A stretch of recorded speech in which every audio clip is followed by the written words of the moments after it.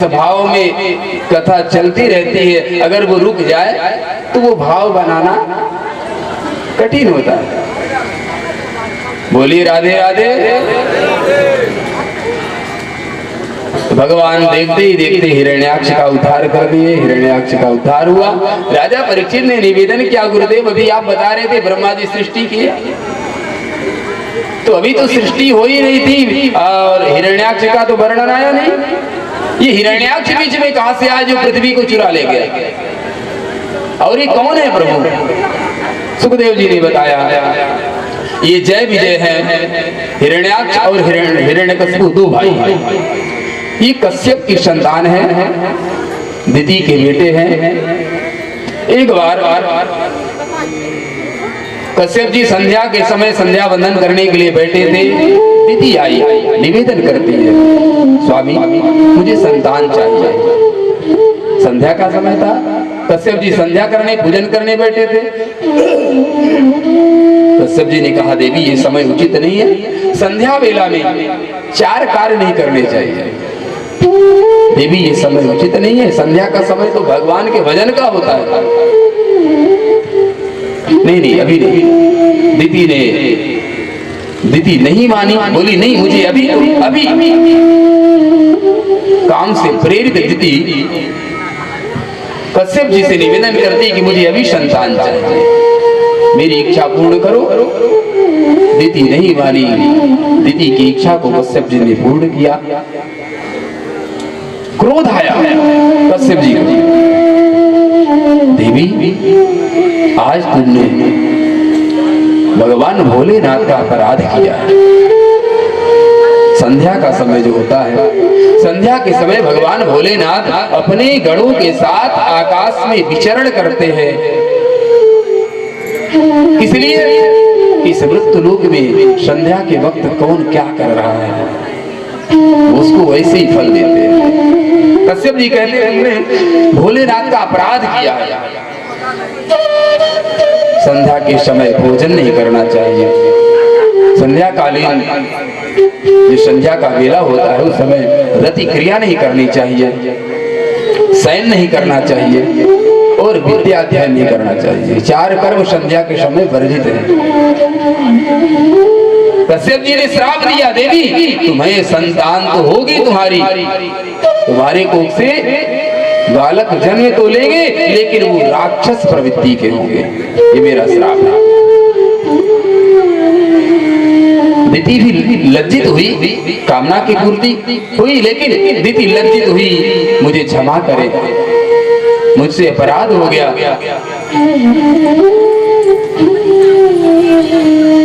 सुखदेव जी कहते हैं राजन वही जो जय विजय थे ये दिति के यहाँ एक बार सनकादिक 4 भाई हैं, वैकुंठ में गए भगवान के दर्शन के लिए। द्वारपालों ने रोक दिया, अभी प्रभु शयन कर रहे हैं, नहीं जा सकते।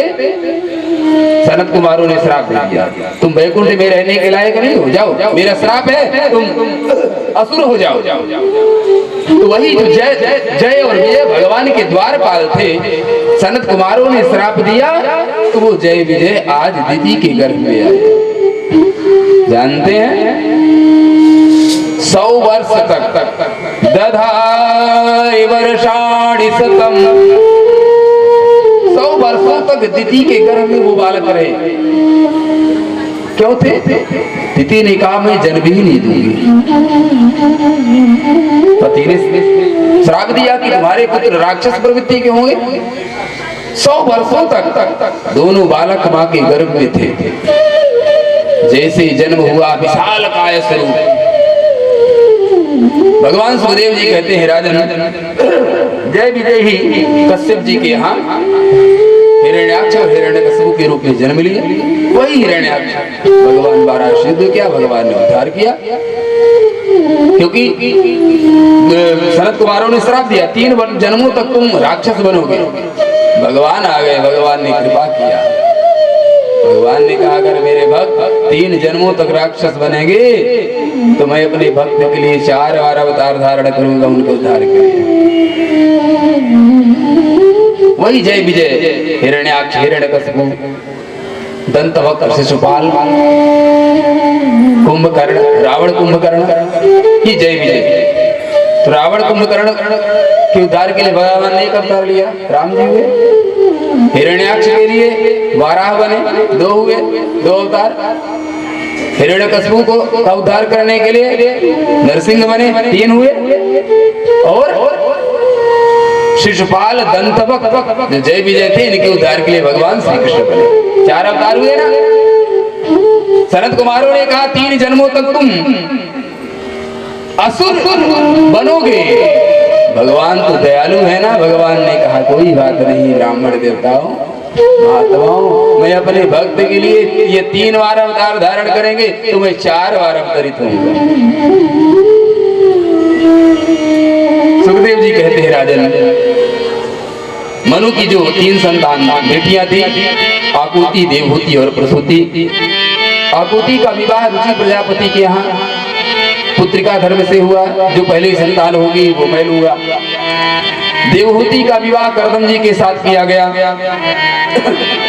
और प्रसूति का विवाह दक्ष प्रजापति के साथ किया गया।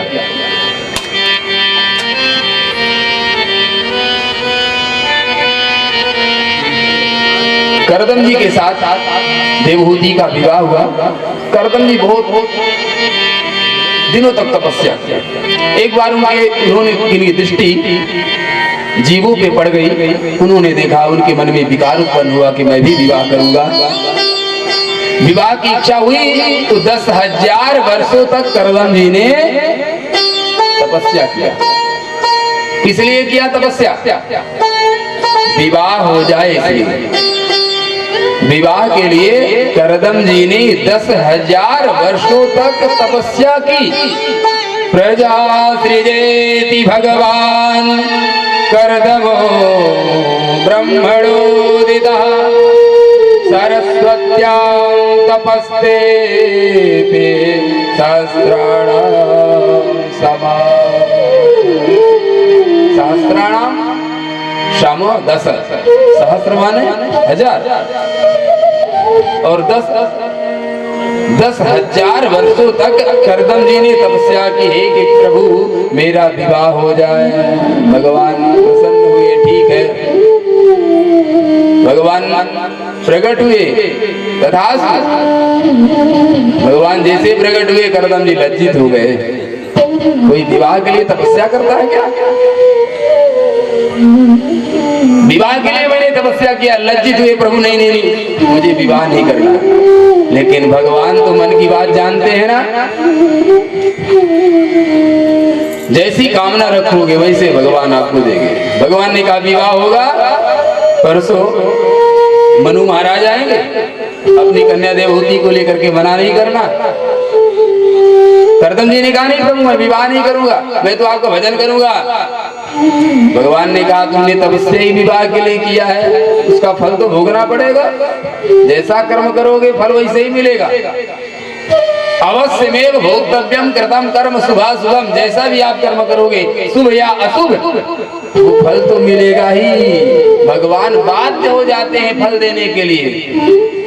भगवान ने कहा विवाह तो करना पड़ेगा। करदम जी ने कहा नहीं विवाह नहीं करूंगा। भगवान ने कहा विवाह कर लो, मैं तुम्हारे यहाँ बालक के रूप में जन्म लूंगा, तब तो कर लूंगा विवाह।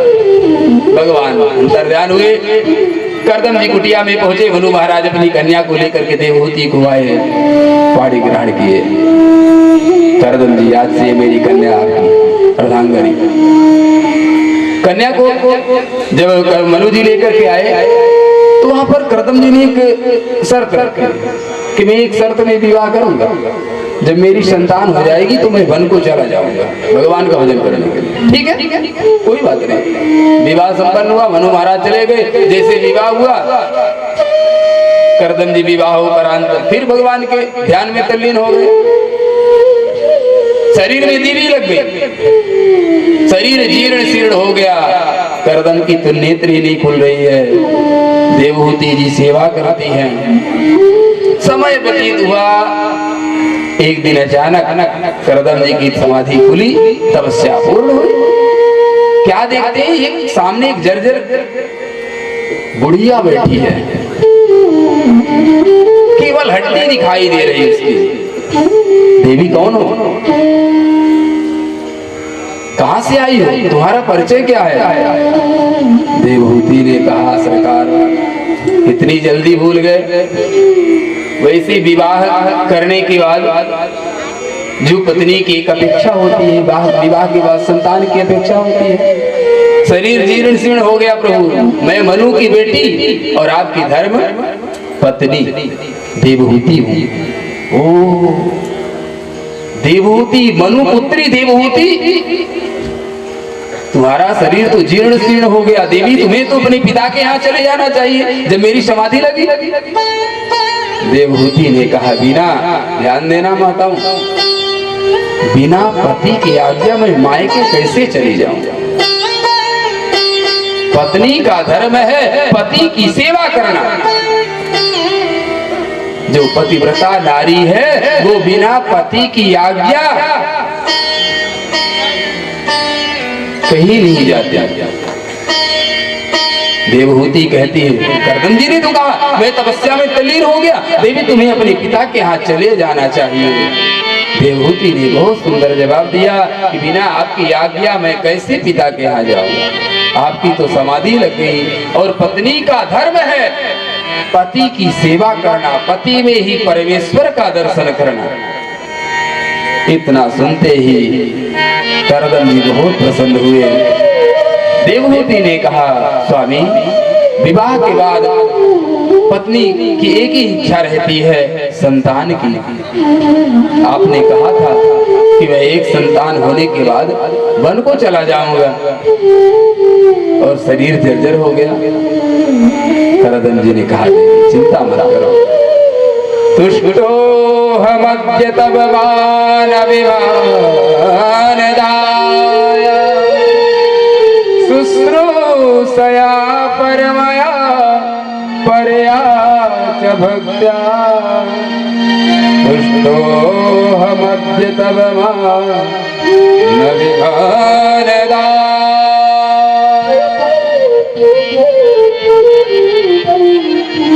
तुष्टो हमद्य तब मान अभिमान दाय शुश्रूषया परमया परया च भक्त्या यो देहिनां मयमतीव सुरेश्वरेहो नावेक्षिता समुचितः छपितुं मदर्थे। हे देवी, तुष्टो हमद्य तब मान अभिमान दाय, तुम्हारे इस वचनों से, तुम्हारी सेवा से मैं बहुत प्रसन्न हूं। बोलो क्या चाहिए? देवहूति ने इच्छा प्रकट की संतान की।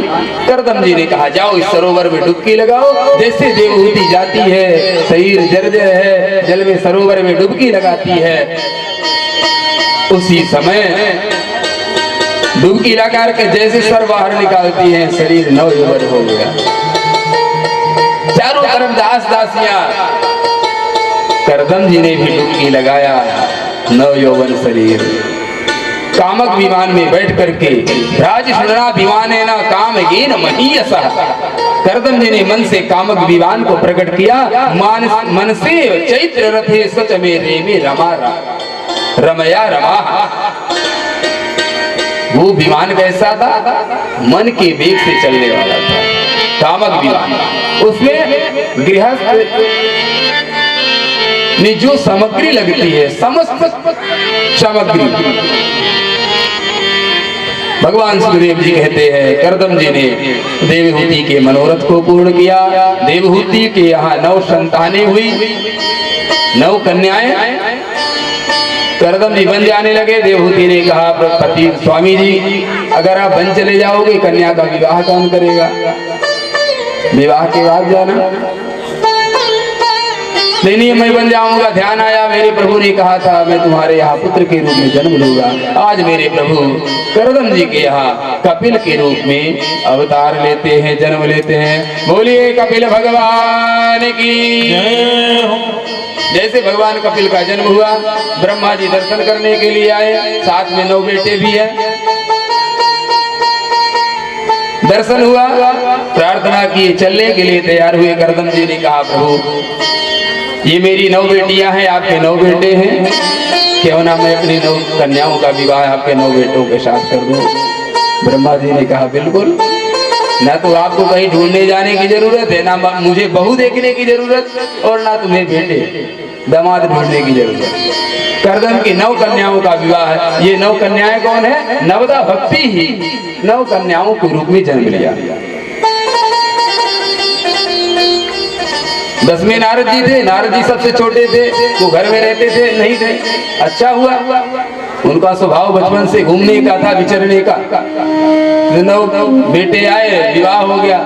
कहीं अगर नारद जी भी आए होते तो समस्या हो जाती है। भगवान कपिल के रूप में है कर्दम के अवतरित हुए। 9 कन्याओं का विवाह संपन्न हुआ। कर्दम जी वन में चले गए। सुखदेव जी कहते हैं राजा कपिल भगवान ने माता देवहूति को भक्ति योग का वर्णन भगवान कपिल माता देवहूति से करते हैं। भक्त को कैसे होना चाहिए, संत को कैसे होना चाहिए, भक्त के लक्षण का वर्णन करते हैं। महदादि तत्वों की उत्पत्ति का वर्णन करते हैं। पुरुष प्रकृति के विवेक का वर्णन करते हुए कपिल भगवान माता देवहूति को अष्टांग योग की विधि का वर्णन करते हैं। अब थोड़ी सी गति बढ़ानी पड़ेगी, समय अभाव, सभी संपूर्ण कथाओं को विस्तार से नहीं कहा जा सकता, क्योंकि हरि अनंत, हरि कथा अनंत।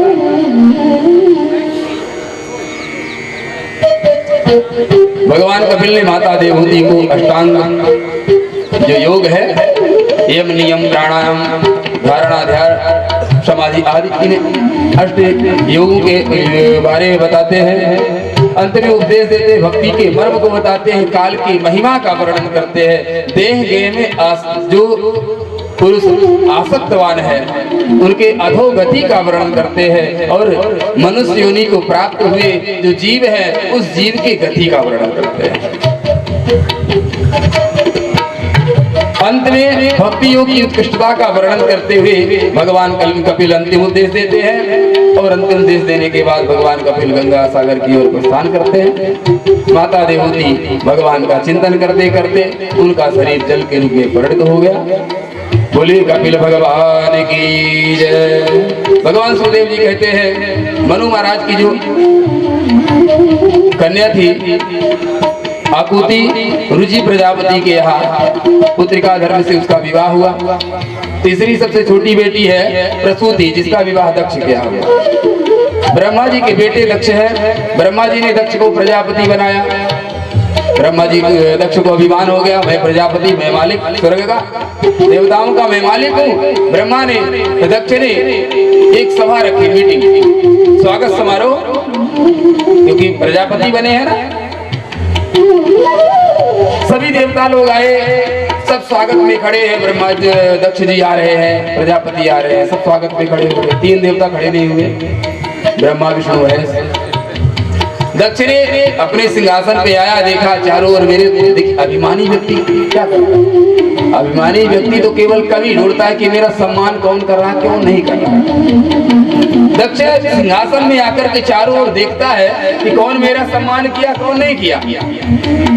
सब लोग खड़े हैं, सारे देवता खड़े हैं, लेकिन 3 लोग नहीं खड़े। कौन कौन है? ब्रह्मा जी, भगवान विष्णु और शंकर। दक्ष ने देखा कि ब्रह्मा जी नहीं खड़े, कोई बात नहीं, पिताजी हैं, और बेटे के सम्मान में बाप खड़ा ना हो तो कोई बात नहीं। और वो तो पिताजी के पिताजी हैं, बाबा हैं विष्णु, तो बाबा जी हैं। क्या सुंदर नाम, जय हो। बोले विष्णु भगवान की, कितने अच्छे नाम हैं। भगवान का नाम लो, चाहे किसी व्यक्ति का नाम लो, भगवान का नाम रखने में कितना आनंद है। भगवान विष्णु भी नहीं खड़े हुए। दक्ष ने कहा कोई बात नहीं, तुम्हारे बाबा जी हैं, लेकिन ये शंकर क्यों नहीं खड़ा हुआ? ये तो मेरा दामाद है, दामाद पुत्र के समान होता है। दक्ष को क्रोध आया। दक्ष ने कहा, अरे सभा में विराजमान सभी सभासदों सुनो। दक्ष बहुत क्रोधित हुआ और क्रोध में अभिमान में आकर के दक्ष ने कहा, सभासदों श्रूयतां ब्रह्मर्षयो में सहदेव सहगणयः साधूनां प्रवतो वृत्तं ज्ञानान्नं च तमत्सरा। श्रूयतां में ब्रह्मर्षयो, अरे ब्रह्मर्षियों सुनो सुनो। इस सभा में कोई एक ऐसा व्यक्ति आ गया है जो यशोगुनो हमारे यश को धूमिल कर रहा है। सारे देवता ब्रह्मर्षि सभी एक दूसरे को देखने लगे, भैया कौन ऐसा है जो सभा को धूमिल कर रहा है। एक दूसरे को देखने लगे। दक्ष ने कहा, अरे वो देखो जो बैठा है, अयं तो लोकपालानां यशोगुनो निरपत्रपः साधूनां सदविचारचरितानां पंथायेन तद्देन दूषितः। अयं लोकपालानां यशोगुनो निरपत्रपः, जो हम लोकपालों के यश को धूमिल कर रहा है। ऐसा कौन? शंकर। अरे पिताजी के कहने पर मैंने अपनी कन्या का विवाह इसके साथ कर दिया, अन्यथा कहीं मेरे कन्या के योग्य था ही नहीं है। कहा मेरी मृग नयनी मृग लोचन, मृग के समान लोचन यानी नेत्र वाली कन्या, और कहा ये मरकट लोचन। गुस्से में आवेश में आकर के दक्ष भगवान का अपमान कर रहा है। गृहीत्वा मृगसावाक्षा पाणिं मरकटलोचनः प्रत्युत्थानाभिवादारे वाचाप्यकृत नोचितम्। नोचितम्, मेरे कन्या के योग्य तो ये था ही नहीं, लेकिन पिताजी के ब्रह्मा जी के कहने पर मैंने अपनी कन्या सती का विवाह इसके साथ कर दिया। गृहीत्वा मृगसावाक्षा, मेरी कन्या तो मृग नहीं, और ये मरकट लोचन बंदर जैसी आंख वाला। प्रेतावासेषु घोरेषु प्रेतैर्भूत गणैर्वृतः, इसका संग भी अच्छा नहीं है। ये भूत प्रेतों के साथ रहता है, ना तो शरीर में बस है, राख लपेटे लगा के रहता है। इस तरह दक्ष भगवान भोलेनाथ का अपमान करने लगा, श्राप दे दिया। सुनो, आज से देवताओं के पंक्ति में इसको भाग नहीं मिलेगा। अयं तु देव यजना इंद्रोपेन्द्रादिभिर्भवः सहभागं न लभता देवैर्देवगणादम। सहभागं इंद्रादि के देवताओं के साथ अब इसको भाग नहीं मिलेगा। श्राप दे दिया। नंदीश्वर आदि गणों से नहीं रहा गया। मेरे स्वामी का अपमान मेरे सामने, स्वामी के सामने अगर सेवक के सामने स्वामी का अपमान हो तो वो अपमान नहीं सहना चाहिए सेवक को। भक्त के सामने कोई भगवान का अपमान करे, शिष्य के सामने कोई उसके गुरु का अपमान करे, तो अगर क्षमता है तो उसकी जीभ, और नहीं क्षमता है तो कान में रुए डाल लो या कि उस स्थान से हट जाओ। क्योंकि गोस्वामी तुलसीदास जी ने क्या लिखा? हरि हर निंदा सुनहि दिखाना, हरि हर निंदा सुनहि दिखाना, हरि हर निंदा सुनहि दिखाना, हरि हर निंदा सुनहि दिखाना, लगे घाट तुम्हारा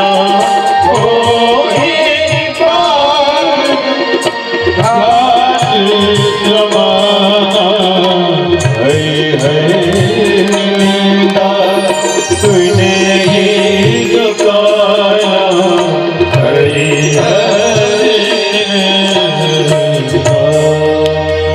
हरिहर निंदा सुनहि जिकाना हो ही पाप गौ घात समाना। हरि और हर की भगवान नारायण और हर यानी शंकर, इनकी जो निंदा सुनता है उसे गौ हत्या का पाप लगता है। सामर्थ्य है तो विरोध करो, सामर्थ्य नहीं है तो उस स्थान से हट जाओ। नंदीश्वर आज गढ़ों से नहीं रह गया, उन्होंने नंदीश्वर उठे, उन्होंने भी श्राप दे दिया। जिस मुख से तुम बक बक कर रहे हो ना, जाओ मेरा श्राप है, तुम्हारा मुख बकरे का हो जाएगा। जो ब्राह्मण लोग बैठे थे, दक्ष, भृगु आदि, भूखादि देवता, इधर भगवान शंकर के जो सेवक हैं, उधर ब्राह्मण आदि जो गढ़ हैं, एक दूसरे को श्राप देने लगे।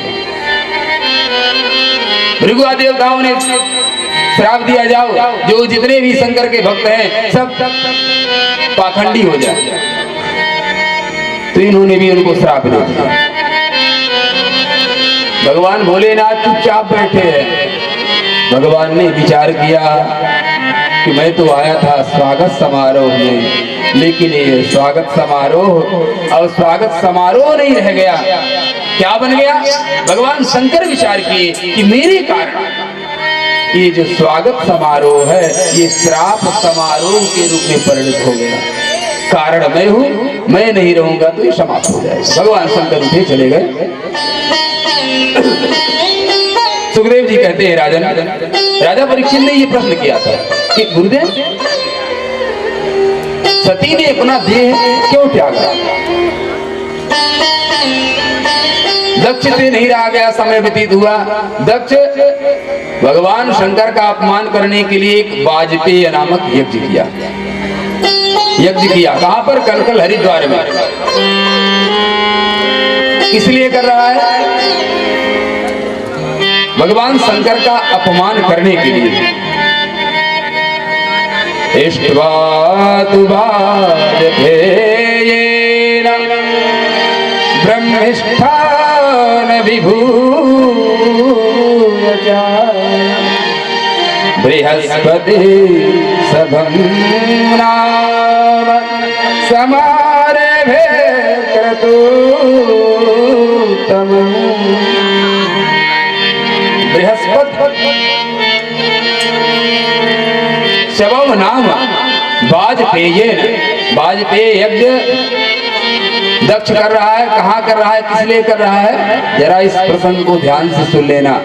जो हम कार्य कर रहे हैं, जो क्रिया करने जा रहे हैं, जो कार्य करने जा रहे हैं, उसका उद्देश्य क्या है? कार्य महत्व नहीं रखता। कार्य क्या कर रहे हैं आप, कैसे कर रहे हैं, उसका उद्देश्य क्या है? परिणाम तभी मिलेगा। जैसा आपका उद्देश्य होगा परिणाम भी वैसा ही मिलेगा। कोई व्यक्ति अगर धर्म दिखावे के लिए तो धर्म है कि हाँ धर्म कर रहे हैं, लेकिन उसका उद्देश्य अगर किसी का अपमान करने का है तो उसका परिणाम गलत ही मिलेगा।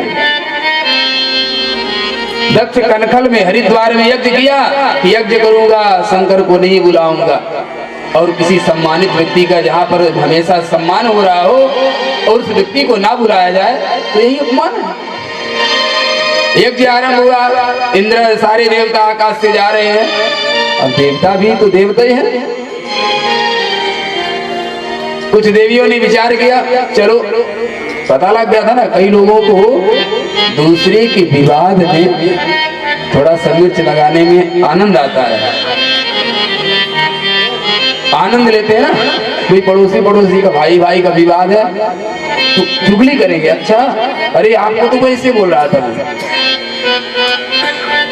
भाई के विवाद में कुछ आनंद लेने वाले भी लोग होते हैं। उसी तरह देवताओं को पता लग गया ना कि ससुर दामाद में विरोध चल रहा है, तो आज यज्ञ में कैलाश पर्वत के ऊपर से देवता गढ़ जा रहे हैं। देवियों ने देखा, अरे सती तू अभी अपनी मायके नहीं गई, क्यों, क्या हो रहा बहन? देवियों ने कहा, तुम्हारे पिताजी यज्ञ कर रहे हैं और तुम यहाँ हो, क्या तुम्हारे पिताजी ने बुलाया नहीं? सती ने कहा, मेरे पिताजी बुलाए हैं, हो सकता है निमंत्रण आने में देरी हो गई। स्वामी के पास गई, शंकर जी से निवेदन करती है कि प्रभु मेरे पिता यज्ञ कर रहे हैं, चलिए। भगवान भोलेनाथ ने कहा, देवी जिस स्थान पर अपमान हो जाए उस स्थान में नहीं जाना चाहिए।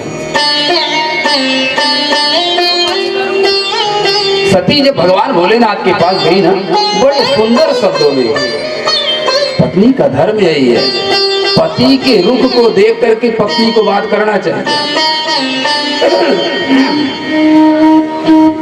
शास्त्रों में सब कुछ वर्णन किया गया।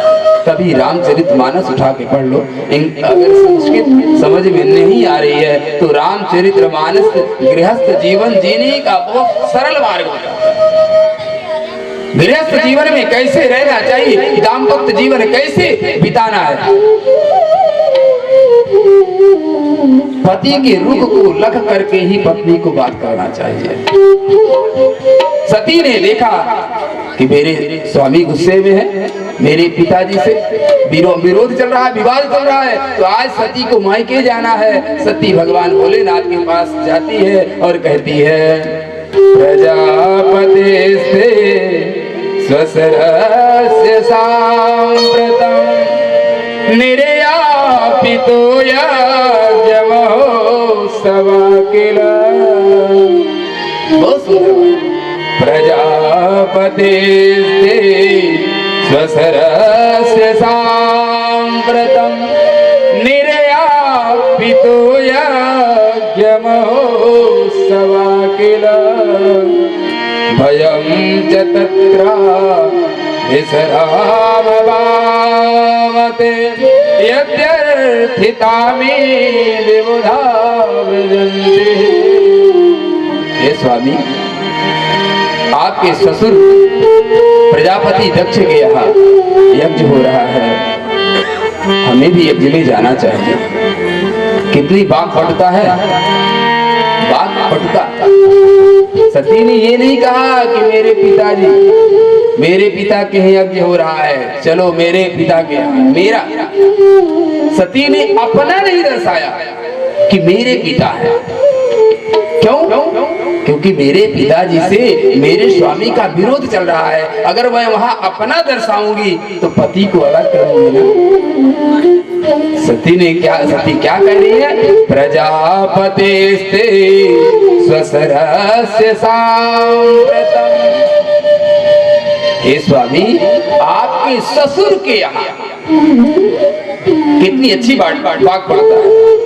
सती ने अपना नहीं दर्शाया, मेरे पिता के यहाँ। सती ने कहा, आपके ससुर के यहाँ यज्ञ हो रहा है, हमें भी चलना चाहिए। भगवान ने मना किया कि देवी, जहाँ पर अपना सम्मान न हो उस स्थान में नहीं जाना चाहिए।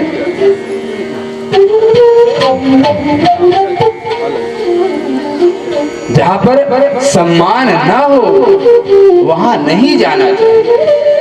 आवत ही हर से नैन नहीं सने, तुलसी कहाँ न जाइए, चाहे कंचन बरसे में। तुलसीदास जी ने लिखा, आवत ही हर से नहीं, नैन नहीं सने, तुलसी तहाँ न जाए, चाहे कंचन बरसे।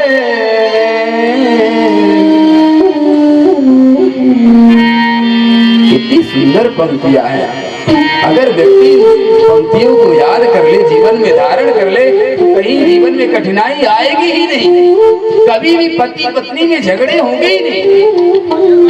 कितनी सरल पंक्ति है। आवत ही हर से नहीं, नैन नहीं सरे, तुलसी दहान चाहिए, चाहे कंचन बरसे मेघ, सोने की स्वर्ण की भी बरसात हो, लेकिन उस स्थान पे अगर मेरा सम्मान नहीं है तो अपने घर में नमक रोटी खा लो, अपनी कुटिया में जीवन बिता लो, लेकिन स्वर्ण जैसे महल में मत जाओ। रहीम जी ने बहुत सुंदर लिखा, रही मन धागा प्रेम का, मत तोड़ो चटका, टूटे से फिर ना जुड़े, जुड़े सो गांठ पड़ जा। प्रयास करना विवाद की स्थिति ना बने, जो प्रेम है वो प्रेम बरकरार रहे। कभी भी प्रेम में खटास नहीं लाना चाहिए, क्योंकि प्रेम बहुत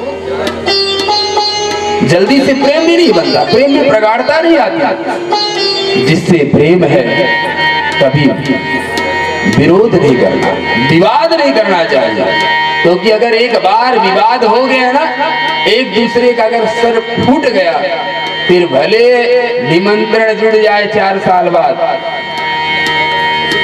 लेकिन वो बात तो जरूर खटकेगी कभी न कभी, है ना? इसलिए प्रयास करना चाहिए कि विवाद ना हो। रही मन धागा प्रेम का, जो प्रेम रूपी धागा है ना, रहीम जी कह रहे हैं, रही मन धागा प्रेम का, मत तोड़ो चटका, टूटे से फिर ना जुड़े, जुड़े सुगांठ पड़ जाए। प्रेम दोबारा जुड़ तो जाएगा, लेकिन गांठ तो पड़ जाएगी ना। धागा टूट गया प्रेम का, दोबारा जोड़ोगे, लेकिन गांठ पड़ी रहेगी, इन्होंने मेरे साथ ऐसा किया था, बात खटकेगी। भगवान ने मना किया, सती नहीं मानी, भगवान शंकर ने नंदीश्वर को भेज दिया, जाओ हुई है सोई जो राम रचिरा था, हुई है तुई जो राम रचिरा था, जो राम रचिरा था, ओ करि सरस बढ़ावे सखा, ओ करि सरस बढ़ावे सखा, है कोई जो राम रचिरा था, हुई है कोई जो राम रचिरा। भगवान भोलेनाथ ने विचार किया, तर्क वितर्क करने से कोई मतलब नहीं करेगा, क्योंकि सती ने भी तर्क रखा कि स्वामी जी पिता के यहाँ, गुरु के यहाँ बिना बुलाए भी जाना चाहिए। पिताजी ने कार्ड जरूर भेजा होगा, हो सकता है कार्ड आने में देर हो गई होगी, कभी कभी डाक लेट से आता है, क्योंकि मायके का ऐसा प्रेम होता है कि बात, माताओं को बात बनाना तो अच्छी तरह से भगवान ने, ये गॉड गिफ्टेड है। भगवान भोलेनाथ ने कहा, देवी समझ गए, इच्छा तो ही, जाएंगी मायके, जाओ। जैसे ही मायके पहुंची तो मायके जब गई ना, तो वहां पर केवल माँ ही प्रेम से मिली, और सब इधर उधर बहनें भी मुस्कुरा कर, आ गई बहन, अच्छा अच्छा कोई बात नहीं। कोई कहता है तुझे तो पिताजी ने निमंत्रण नहीं दिया, बिना बुलाए आ गई, चलो कोई बात नहीं, बहना आ गई, अपना घर है।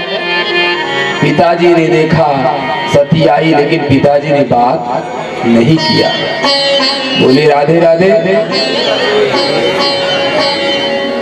जरा जोर से बोले, मन नहीं लग रहा क्या? कथा सुनिए, बोले राधे राधे। गोस्वामी तुलसीदास जी कहते हैं, जब सती अपने मायके पहुंची, पिताजी ने देखा सती आई है, साइड चले गए, बात नहीं की। सती को बहुत खराब माता पिता ना मिले, मिल करके भी नजरअंदाज कर दें, वो कैसी स्थिति होगी, कितना कष्ट लगेगा।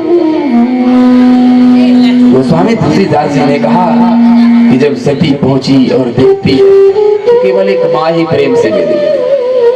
सादर भले ही मिली एक माता, सादर भले ही मिली एक माता, सादर भले ही मिली एक माता, भगनी मिली बहुत माता, भगनी मिली बहुत मुस्काता, सादर एक माता,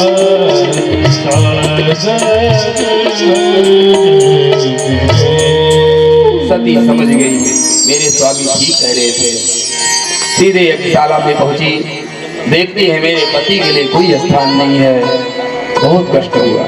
अरुद्र भागम समवेक्ष चाद्वरम पित्रा च देवे कृत हेलनम विभौ, अनादृता यज्ञ सदस्वधीश्वरी चुकोपलोकादिविधक्षति रुषा। अरुद्र भागम, रुद्र का भाग नहीं है, सती को कष्ट हुआ।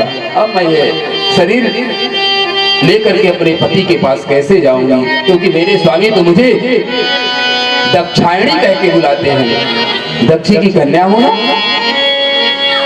और ध्यान देना, पत्नी को जिसे स्त्री कहा जाता है, अपने पति का अपमान नहीं सहना चाहिए। जिस स्थान में उसके पति का अपमान हो रहा हो ना, उस स्त्री को चाहिए कि उस स्थान का त्याग कर दे। सती ने देखा मेरे पति का अपमान हुआ, इस यज्ञशाला में मेरे पति के लिए कोई स्थान नहीं दिया गया, समस्त देवताओं का स्थान है। अरुद्र भागम तमवेक्ष चाद्वरम, अरुद्र भागम, रुद्र का भाग नहीं है, मैं पति को जाकर के क्या जवाब दूंगा। मेरे स्वामी मुझे मना कर रहे थे, देवी मत जाओ अपमान होगा, मैं नहीं मारी। मेरे स्वामी मुझे रुद्र दाक्षायणी कहते हैं। अब मैं पिता के द्वारा प्रदत्त इस शरीर को रख करके अपने पति के सामने कैसे जाऊंगी। पिता के द्वारा प्रदत्त ये जो शरीर है, अब मैं इस शरीर को लेकर के पति के पास नहीं जाऊंगा। वहीं पर सती ने योगाग्नि प्रकट की, शरीर को जला करके राख कर दिया। रुद्रगणों को पता चला, देवताओं में रुद्रगणों में युद्ध हुआ। जो वहां पर यज्ञ के देवता थे, उन्होंने रुद्रगणों को मार के भगा दिया। रुद्रगण दौड़े गए भगवान शंकर के पास, भगवान भोलेनाथ के पास नारद जी का आगमन हुआ और उन्होंने भोलेनाथ से कहा, हे प्रभु भवो भवान्यानिधरम प्रजापते असत्कृताय वगम्य नारदा। नारद जी ने सूचना दी, हे भोलेनाथ, सती ने अपने देह का त्याग कर दिया है। भगवान भोलेनाथ को क्रोध आया, उन्होंने अपनी जटा के भाग को निकाला, जमीन में पटका। भगवान भोलेनाथ के जटा से वीरभद्र प्रकट हुए। किम करो भी थी, हे प्रभु मैं क्या करूं। भगवान भोलेनाथ ने कहा, जाओ दक्षम सयज्ञम जहि मद भटाराम, दक्ष सहित यज्ञ को नष्ट कर दो। वीरभद्र पहुंचे और दक्ष के यज्ञ को नष्ट कर दिए। दक्ष सहित दक्ष के गर्दन को मरोड़ करके उस कुंड में डाल दिए। जितने देवता थे सबको मार के भगा दिए। भृगु जी थे, उनकी दाढ़ी नोच लिए। भूखा देवता थे, उनके 32 दांतों को निकाल दिए। सारा यज्ञ तहस नहस हो गया। देवता दौड़े दौड़े भगवान ब्रह्मा के पास पहुंच गए कि रक्षा करो। ब्रह्मा ने कहा, भगवान भोलेनाथ ही रक्षा कर सकते हैं। ब्रह्मादि देवता भगवान शंकर के पास पहुंचते हैं, शंकर जी की स्तुति करते हैं। भगवान भोलेनाथ तो छड़े रुष्टा, छड़े तुष्टा, रुष्टा तुष्टा, छड़े छड़े है। अति शीघ्र प्रसन्न होते हैं, रुष्ट होते हैं तो प्रसन्न भी हो जाते हैं। भगवान भोलेनाथ प्रसन्न हुए। ब्रह्मादि देवताओं ने कहा यजमान की बिना यज्ञ की पूर्ति नहीं होती, प्रभु यजमान को जीवित करें। वहां पर भगवान भोलेनाथ ने कहा जाओ जो भी जीव मिले उसके सर को लाओ। बकरे का सर लाया गया, दक्ष के गर्दन पे लगाया गया। जैसे ही बकरे का सर लगाया दक्ष, पुनः बकरा कैसा आवाज लगाता है, दक्ष ने भी भगवान की स्तुति की। इसलिए जो भगवान भोलेनाथ के भक्त हैं वो भगवान के शिवालय में जाते हैं तो गाल को बजाते, बम बम बम करते हैं। क्यों? दक्ष कैसी स्तुति करे तो बम बम बन करके भगवान की स्तुति की। भगवान प्रसन्न हुए। सुखदेव जी कहते हैं राजन, ये मैंने आपको मनु महाराज की 3 कन्याएं थी उनका वर्णन किया। उनके 2 बेटे थे, उत्तानपाद और प्रियव्रत। उत्तानपाद के यहाँ उत्तानपाद की 2 पत्नियां थी, रुचि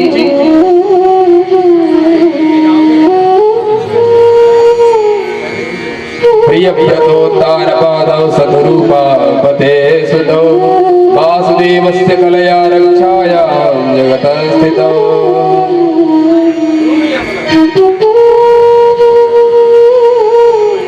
उत्तानपाद के यहाँ ध्रुव ने जन्म लिया। सुनीति और सुरुचि 2 पत्नियां हैं। सुनीति के यहाँ ध्रुव ने जन्म लिया और सुरुचि के यहाँ उत्तम। कथाएं आप सुनते रहते हैं।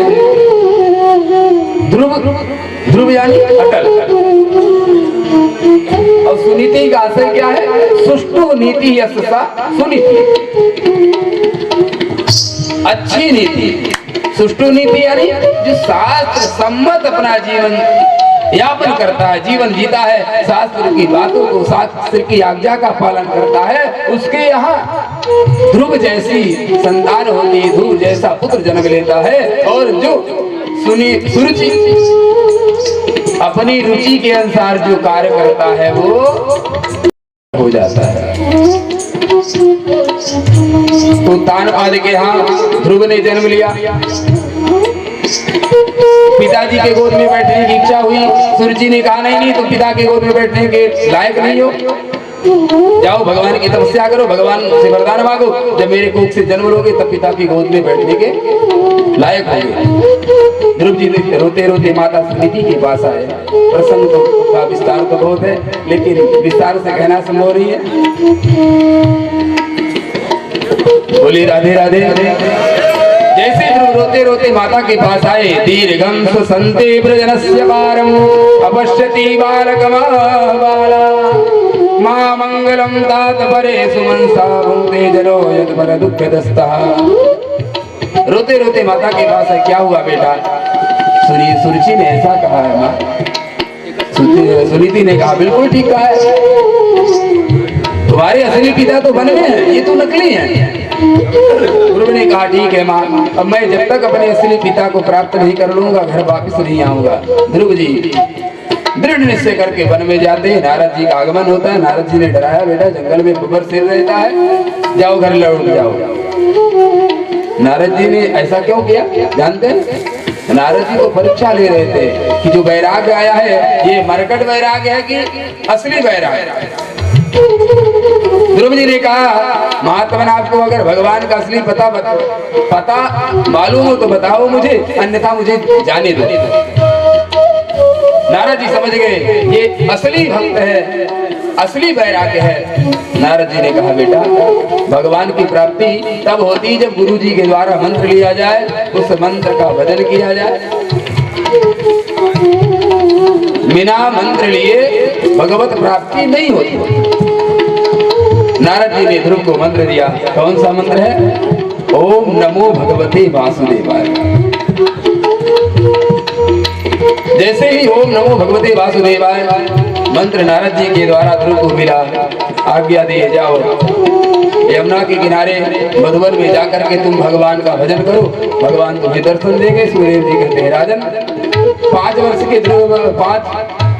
के ध्रुव को भगवान ने 5 महीने में दर्शन दे दिया। 5 महीने की बड़ी कठिन तपस्या।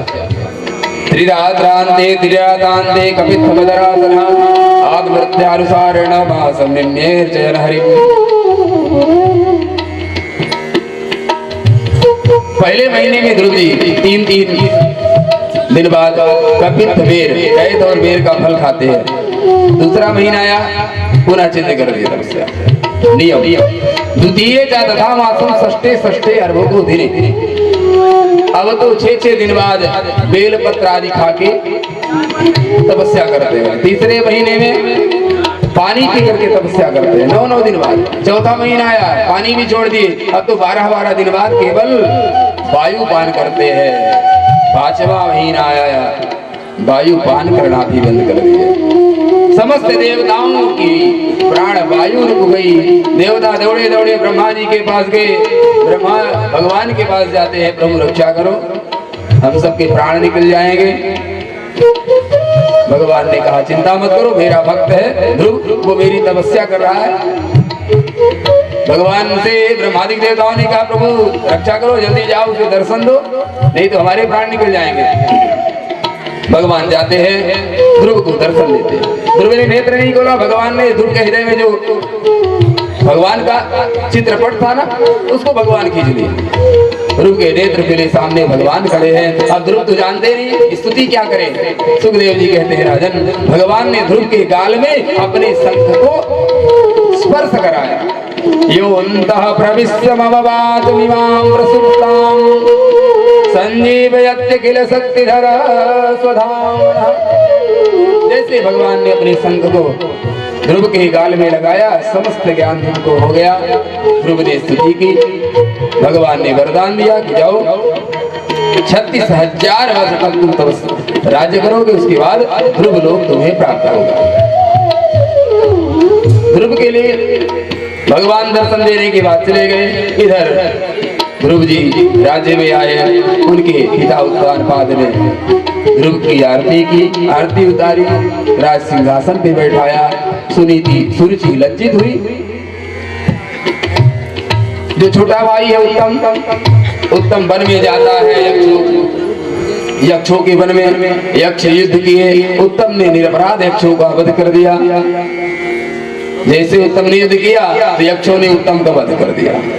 ध्रुव को पता लगा मेरे भाई का वध हो गया। ध्रुव आते हैं और निरपराध बहुत से यक्षों का ध्रुव ने वध कर दिया।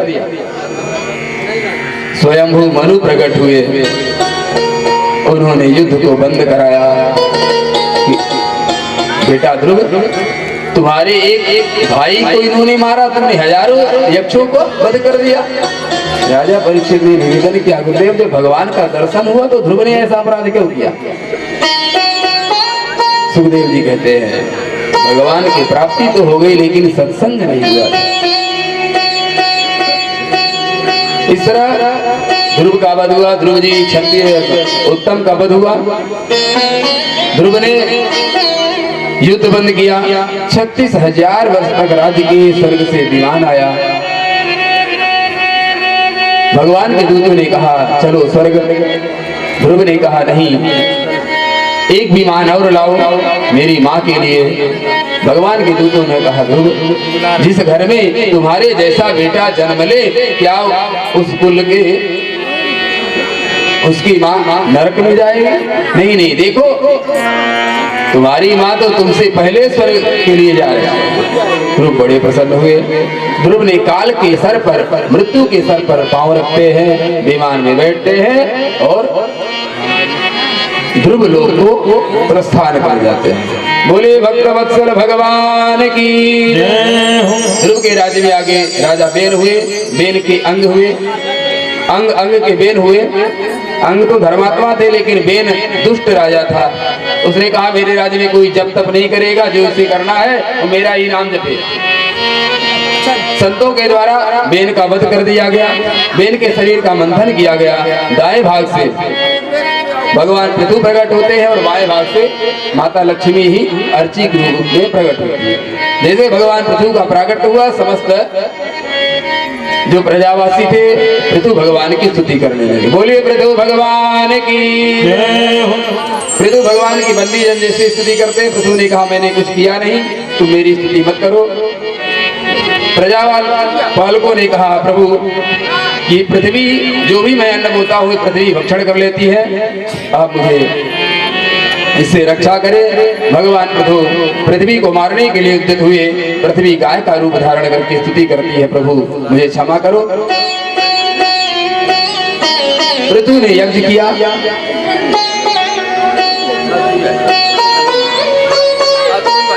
पृथ्वी प्रसन्न हुई। पृथ्वी को शरद कुमारों के द्वारा उपदेश दिया गया।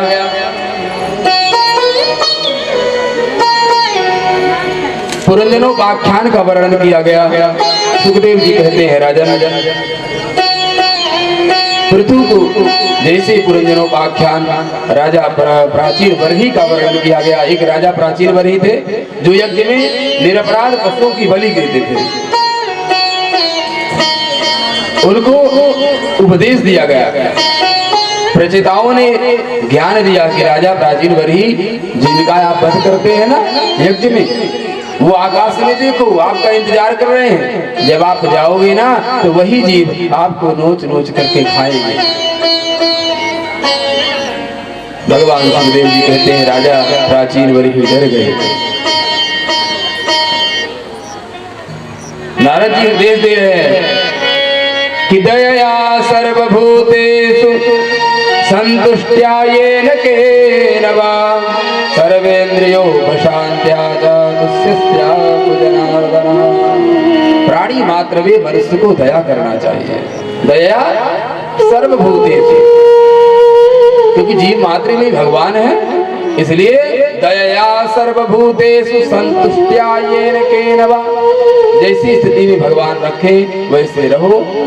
और प्राणी मात्र में मनुष्य का कर्तव्य है कि वो दया करे, क्योंकि मनुष्य एक ऐसा ही प्राणी है जो दयावान है। राजन मनु महाराज के दूसरे पुत्र है प्रियव्रत। प्रियव्रत का वर्णन करते हैं। एक बार प्रियव्रत ने विचार किया, भगवान ने मनुष्य बनाया और ये मनुष्य जो रात्रि है रात्रि में सोने में व्यतीत कर देते हैं, तो मैं रात्रि होने नहीं दूंगा। तो सब भगवान का भजन करेंगे, अपना कार्य करेंगे। तो उन्होंने रथेन ज्योतिर्मयेन रजनीम आवे दिनम करिष्यामि, तेजो में रथ को लेकर के रात्रि के समय निकले। लोगों को लगा दिन हो गया, सुबह हो गई, इतना तेज था उस रथ में। सब अपने कार्यों में लग गए। देवताओं ने देखा ये क्या हो रहा है। मनु महाराज आकर के कहते हैं राजन भगवान ने जैसा नियम बनाया है, जो प्रकृति का नियम है, उसको वैसे ही चलने दो। प्रियव्रत के रथ के पहिए से जो लीक बनी थी वही 7 समुद्र बने। सुखदेव जी कहते हैं इन्हीं के वंश में आगे राजा आग्नेत्र हुए, जिनके 9 पुत्र हुए। राजा नाभि हुए, नाभि के नाम से ही अजनाभ खंड बसा। ऋषभदेव जी हुए, ऋषभदेव जी के 100 पुत्र हुए, जिनमें 9 योगेश्वर बने। कबीर हरि अंतरिक्ष प्रबुद्धा पिप्पलायना आविर्होत्रोत चमसः कर भाजना। ये ऋषभदेव जी के 9 बेटे हैं जो 9 योगेश्वर हुए। ऋषभदेव जी का विवाह इंद्र की पुत्री जयंती के साथ हुआ था। मैंने कल बताया था ऋषभदेव के द्वारा ही जो जैन धर्म हुआ ऋषभदेव से। आगे इनके ही वंश में भरत जी हुए। भरत जी के भी 5 बेटे थे। भरत जी ने अपने बेटों को राज्य दिया जब वन में भगवान का भजन करने के लिए चले गए। अभी कथार में मैंने भरत जी की चर्चा की थी कि वन में तो चले गए तपस्या करने के लिए, मृग मोह में फंस गए। भगवान सूर्य को अर्घ दे रहे थे, अचानक एक मृग शावक दिखा। सिंह मृगनी को खाने को दौड़ लगाया। जैसे ही उस हिरण को मृग को खाने के लिए दौड़ा, वो गर्भवती थी। अपने प्राणों को बचाने के लिए जल में छलांग लगाई, प्राण निकल गए, लेकिन जो उसका शावक था वो जल में बहने लगा। राजा जो भरत थे उस मृग शावक को गोद में लिए कुटिया में ले गए, लालन पालन करने लगे। वो शावक बड़ा हुआ, वन में चला गया। तो अंत समय इतने मोह ग्रसित भरत हुए कि वो उस मृग शावक के मोह में अंत समय जब आया तो उनके मन में एक ही चिंता था कि मृग शावक कहाँ गया। प्राण निकल गए, अगले जन्म में वो मृग बने। संत कहते हैं एक मोह के कारण भरत धरी दुई देह, ते नर कैसे छूटी है जिनके बहुत सने। एक मोह में फंसने के कारण भरत जी मृग योनि मिली, लेकिन ज्ञान नष्ट नहीं हुआ। ज्ञान था मैं पूर्व जन्म में भरत था।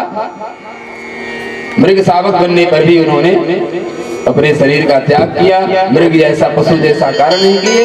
पुनः अंगिरस गोत्री ब्राह्मणों के यहाँ उनका जन्म हुआ। अब ज्ञान है पूर्व, क्योंकि ज्ञान नष्ट नहीं होता, पूर्व ज्ञान था उनको। अब मैं इस जन्म को, इस शरीर को नहीं गवाऊंगा, समय नहीं गवाऊंगा, भगवान का भजन करूंगा। पिताजी कहते बेटा गायत्री मंत्र याद करो, भरत जी ने कभी नहीं सुनाया। समय पूरा हुआ, पिताजी चले गए। अब भाई लोग बचे। भाइयों ने देखा कि किसी काम का नहीं, ऐसे खेत में लगा दो, ये रक्षा करेगा, खेत की रखवाली करेगा। अगर भाई बोलते भैया मेड़ डाल दो तो वो तो पूरा तालाब खोद देते हैं। भाइयों ने देखा ये तो जड़ है, मूर्ख है, नाम रख दिए जड़ भरत। पहले भरत, देखिए संयोग ऐसा होता, पूर्व में भरत नाम था और जब अंगिरस गोत्री ब्राह्मणों के यहाँ जन्म हुआ तब भी भरत ही नाम हुआ। नाम पड़ गया जड़ भरत। घर से निष्कासित हो गए। भरत जी बड़े प्रसन्न हुए, अब मुक्त हो गया, भगवान का भजन करूंगा। वन में चले गए, भगवान का भजन करते हैं। सुखदेव जी कहते हैं राजन, एक राजा थे रहुगण, वो ज्ञान लेने के लिए जा रहे थे कपिल के दर्शन करने के लिए। उनका सावा एक सेवक थोड़ा सा थक गया। उसकी पहले एक घटना हो रही थी। डाकू लोग भरत जी को पकड़ के ले गए जड़ भरत को बलि देने के लिए माता काली के मंदिर। जैसे बलि देने के लिए अस्त्र को उठाते माता प्रकट होती है, उन डाकुओं का वध कर देती है।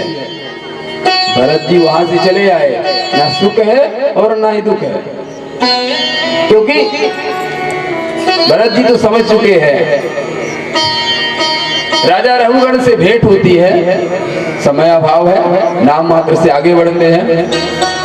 वो सेवक थक गया। राजा रहुगण ने कहा कोई मेले पकड़ के लाओ। जड़ भरत जी पड़े थे, सेवक पकड़ के लाए, चलो पालकी ले चलो। जैसे जड़ भरत जी पालकी ले चल रहे थे, उसी समय जीव जंतु सामने थे। जड़ भरत जी देखा, पांव को छलांग लगा के चलते हैं, कोई जीव, किसी जीव की हत्या न हो जाए। राजा रहुगण ने अपशब्द कहा। बहुत सुंदर प्रसंग है, संवाद है, एक ही शब्द में आप श्रवण करें।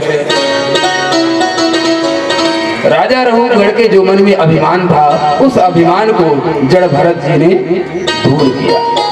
ज्ञान दिए कि राजन तुम किसको मारोगे, किसको कष्ट दोगे, ये शरीर है, शरीर को कष्ट होता है, आत्मा को कष्ट नहीं होता। बहुत सुंदर उपदेश से राजा रहुगण को जड़ भरत जी ने दिया। रहुगण जड़ भरत जी के चरणों में पड़ गया।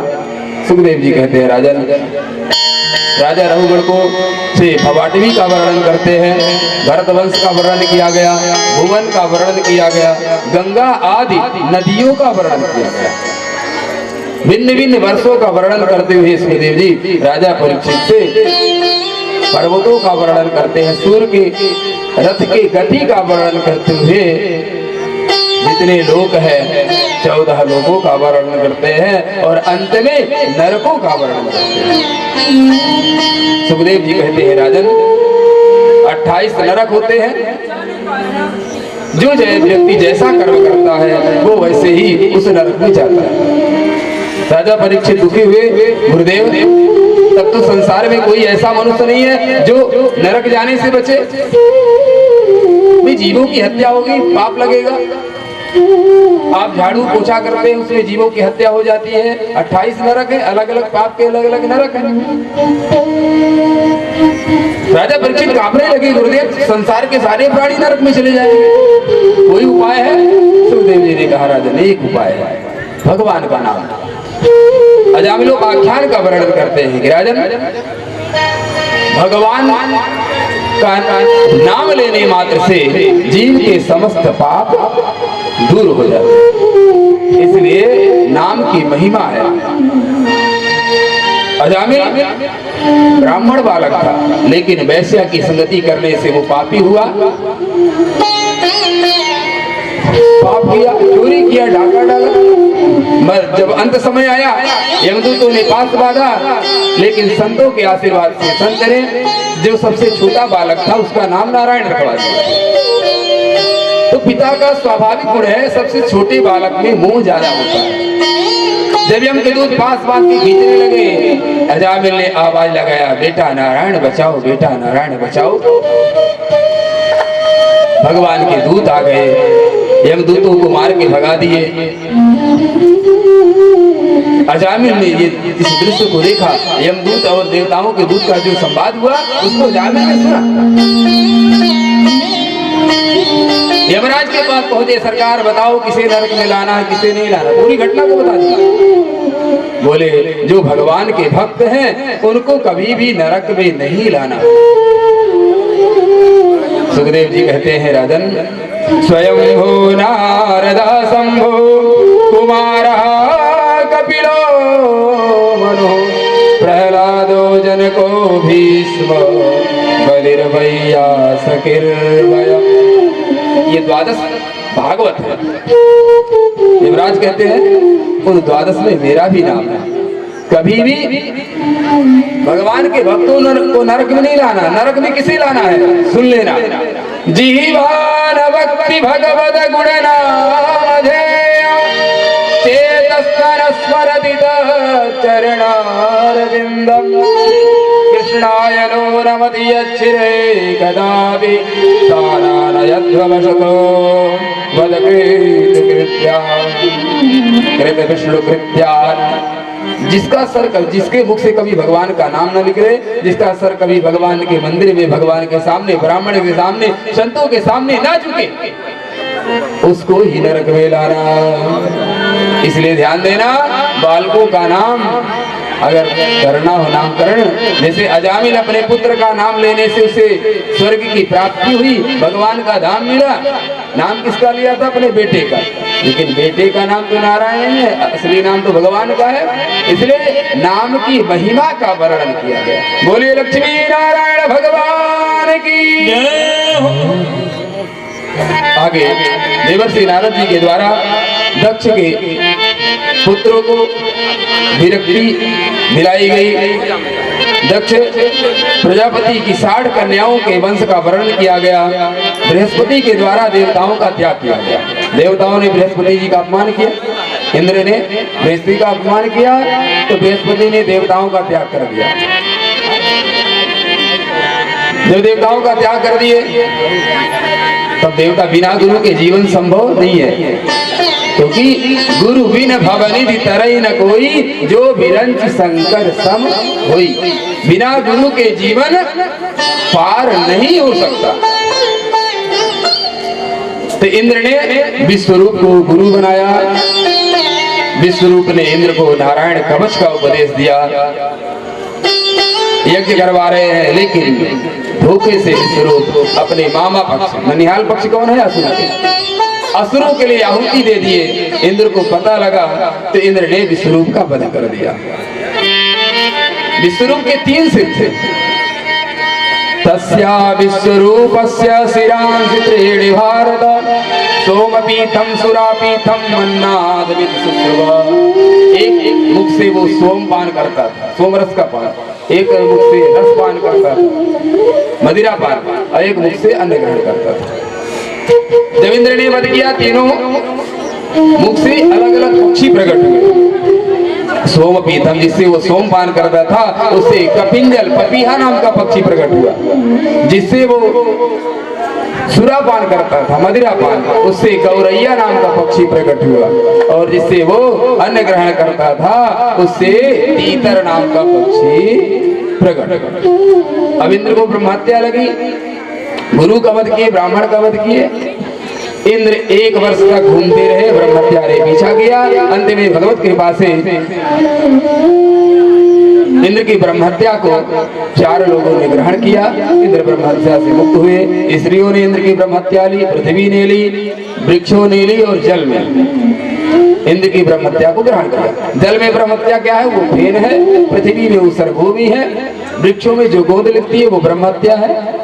और स्त्रियों का जो मासिक धर्म है, जो अशुद्ध अवस्था होती है, ये ब्रह्महत्या, इसलिए वो अशुद्ध होती है। बोले राधे राधे। सुखदेव जी कहते हैं राजन, त्वष्टा ऋषि को पता लगा मेरे पुत्र को मार दिए, उन्होंने यज्ञ किया, मैं ऐसा पुत्र प्रकट करूंगा जो मेरे शत्रु को, पुत्र के शत्रु को मारने वाला हो।